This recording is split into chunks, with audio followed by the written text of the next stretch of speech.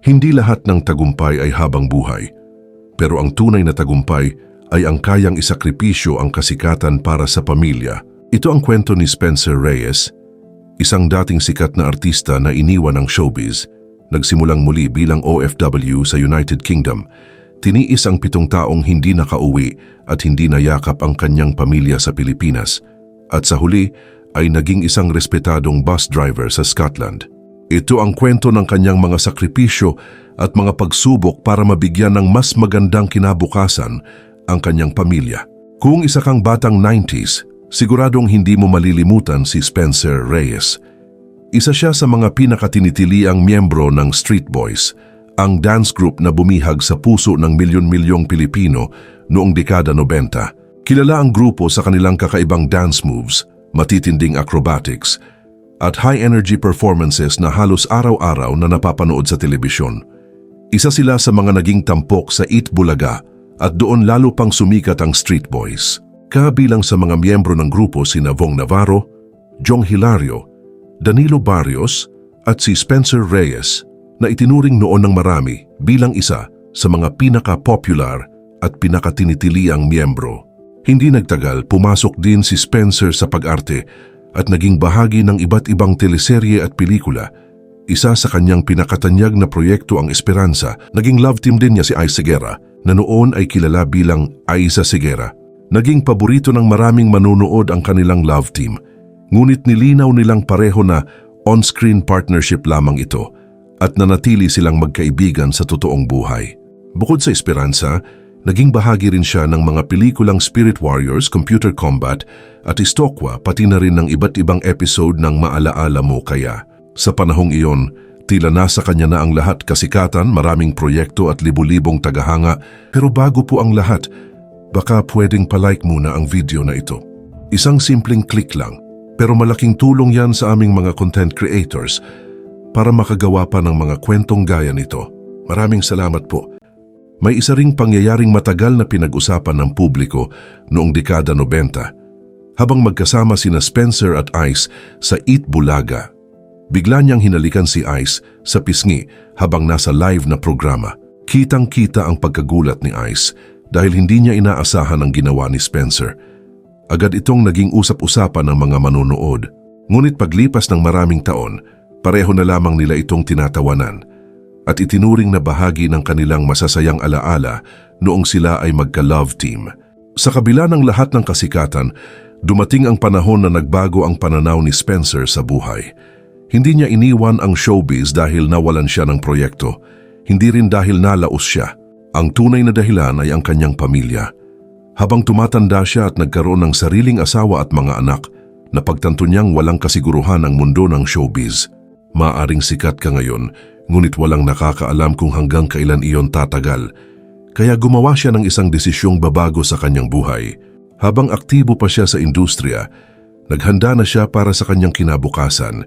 Tinapos niya ang kursong Bachelor of Science in Nursing noong 2004. Hindi man niya agad nagamit ang kanyang propesyon, naging daan naman ito upang magkaroon siya ng pagkakataong makapagtrabaho sa United Kingdom. Noong 2008, tuluyan niyang iniwan ang showbiz at lumipad patungong England bilang isang Overseas Filipino Worker o OFW. Mula sa pagiging sikat na artista, nagsimula siyang muli bilang isang care assistant sa isang nursing home. Siya ang nag-aalaga ng mga matatanda, tumutulong sa kanilang pang-araw-araw na pangangailangan at gumagawa ng mga trabahong malayong-malayo sa buhay na kanyang nakasanayan sa Pilipinas. Hindi naging madali ang kanyang bagong buhay. Inamin ni Spencer na dumaan siya sa matinding depression at culture shock. Mula sa maingay at masayang mundo ng showbiz, napunta siya sa isang tahimik at malamig na lugar kung saan halos wala siyang kakilala. Mula sa pagiging artista na kinukuhanan ng litrato at pinapalakpakan ng mga tao, naging ordinaryong manggagawa siya na halos walang nakakakilala. Mas lalong naging mahirap ang kanyang sitwasyon dahil sa pangungulila sa kanyang pamilya. Bilang isang OFW, tiniis niyang magtrabaho sa ibang bansa habang malayo sa kanyang mga mahal sa buhay. Isa sa pinakamabigat na sakripisyo niya ay ang 7 taong hindi siya nakauwi sa Pilipinas at hindi niya personal na nayakap ang kanyang mga magulang at iba pang kapamilya. Ayon kay Spencer, Hindi madaling maging OFW. Marami ang nag-aakala na kapag nasa abroad ay mabilis yumaman, ngunit iba ang realidad. Mataas ang gastusin sa United Kingdom, malaki ang buwis, at kailangang pag-ipunan ng bawat gastusin. Kaya sa halip na madalas umuwi, mas pinili niyang ilaan ang kanyang kinikita sa kinabukasan ng kanyang pamilya. Sa kabila ng lahat ng hirap, hindi siya sumuko. Patuloy siyang nag-aral upang magkaroon ng mas magandang oportunidad. Nang lumipat sila sa Scotland, kumuha pa siya ng karagdagang kurso sa electrical at heating systems. Ngunit hindi pa rin siya tumigil sa paghahanap ng mas magandang trabaho. Kalaunan ay nagpasya siyang maging isang lisensyadong bus driver. Hindi ito naging madali dahil dumaan siya sa ilang buwang pagsasanay at mahihirap na pagsusulit bago makuha ang kanyang lisensya. Matapos ang lahat ng kanyang pagsisikap, naging isa siyang ganap na bus driver sa Scotland at nagsimulang magkaroon ng mas matatag na trabaho. Noong dumating ang COVID-19 pandemic, naging isa rin siyang frontliner. Araw-araw siyang bumibiyahe upang maihatid ang mga doktor, nurse at iba pang essential workers sa kani-kanilang destinasyon. Habang maraming tao ang natatakot lumabas ng bahay, patuloy siyang nagtrabaho upang makatulong sa komunidad. Sa paglipas ng mga taon, unti-unti ring nakasama ni Spencer ang kanyang asawa at 3 anak sa Scotland. Doon na sila bumuo ng kanilang bagong buhay. Ayon sa kanya, ang pamilya ang dahilan kung bakit niya kinaya ang lahat ng pagsubok. Hanggang ngayon kahit lumaki ang kanyang mga anak sa United Kingdom, sinisikap nilang mapanatili ang kulturang Pilipino. Tagalog pa rin ang ginagamit nila sa loob ng bahay upang hindi makalimutan ng mga bata ang kanilang pinagmulan. Bagamat matagal na siyang nawala sa showbiz, hindi niya tuluyang iniwan ang kanyang pagmamahal sa pagsasayaw. Aktibo pa rin siyang sumasali sa mga Filipino community events sa Europa at madalas ding nagbabahagi ng kanyang mga dance videos sa social media. Noong 2024, muli siyang bumalik sa Pilipinas upang makasama ang kanyang mga dating kaibigan sa SB90's The Street Boys Reunion Dance Concert.